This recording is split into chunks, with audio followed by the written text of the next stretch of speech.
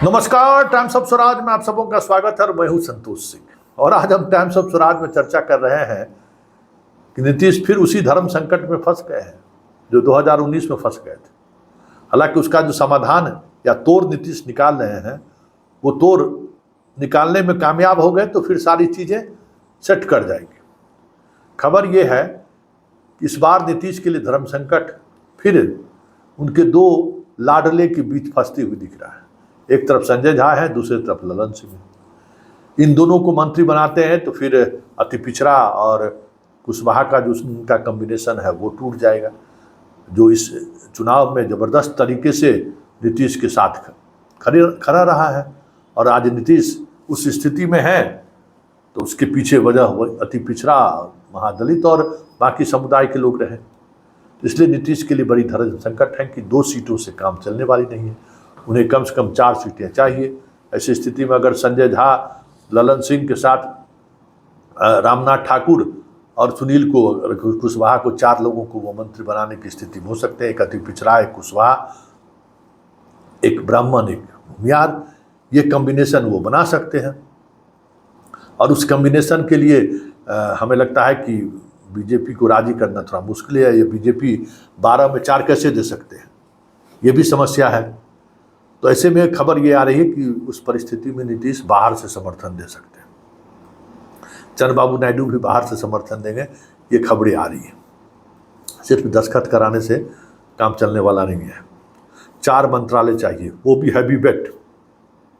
बिहार को रेलवे तो चाहिए ही चाहिए। रेलवे को जो जिस तरीके से मोदी जी ने ख़त्म कर डाला है, नीतीश चाहते हैं कि एक बार फिर से उस मंत्रालय को संजीवनी दिया जाए, क्योंकि उस मंत्रालय की एक अपनी एक अलग इमेज रही है, छवि रही है, एक मंत्रालय का रुतबा रहा है जिसको पिछले 10 वर्षों में मोदी ने समाप्त कर दिया है। तो वो चाहते हैं, वो वित्त भी चाहते हैं और कृषि भी चाहते हैं और कोई एक और मंत्रालय ये चाहते हैं। मतलब ये 4 मंत्रालय चाह रहे हैं कि ललन सिंह के पास भी अनुभव है, संजय झा के पास भी सरकार में मंत्री रहे हैं तो उनके पास भी अनुभव है, रामनाथ ठाकुर भी मंत्री रह चुके हैं तो रामनाथ ठाकुर और सुनील 4 ये चाह रहे हैं। इसमें बीजेपी को परेशानी कहीं हो रही होगी या होगी भी, इसलिए बाहर से समर्थन देने की बात आ रही है। लेकिन एक और फार्मूला चल रहा है और काफ़ी तेज़ी से ये फार्मूला चल रहा है कि नीतीश कुमार सिर्फ 12 सांसदों के सहारे मोदी से बार्गेन नहीं कर रहे हैं, 18 सांसद के सहारे अब मोदी से बार्गेन करने की तैयारी चल रही है।